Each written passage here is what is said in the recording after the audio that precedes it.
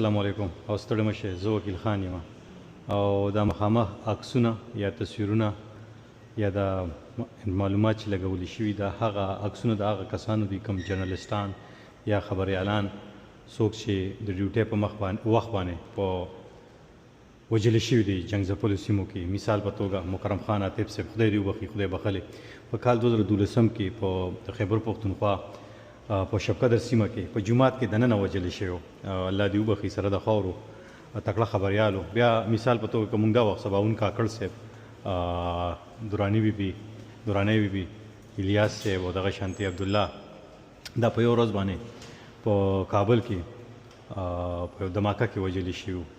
دغه شان دا خبریالان دي دا په یوکرین کې دا زنانه وجل شوې وه ویړه په 2022 کې.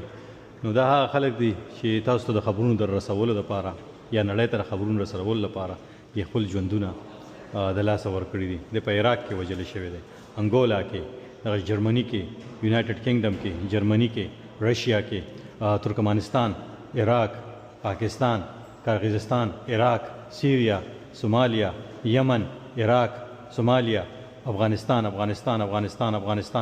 او یوکرین. نو دا هغه عکسونه دي ما چې تاسو ته دروښیم چې داسې خلک هم شته چې هغه د خپلې ډیوټۍ او د خپلې نوکرۍ په وخت باندې وجلي شوي، د دې کورنۍ د دې بچي.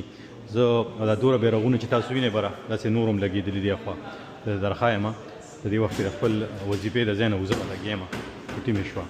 نو داسې خلک دي دا هغه ملکونو ته براډکاسټ کېږي. زیاتره خلک تاسو ته پاکه دا د امریکا غږ دننه وداني ده او دې وخت کې د تصویران مې وکتل نو مې خفه شو او خاص کر د مکرم خان عاطف صاحب دا خصوصا ځکه چې مکرم خان عاطف صاحب په ذاتي توګه ما پېژنده، زما همکار وم، کولیګ مې مو، یو ځای هم کار وم کو یو ادارې سره.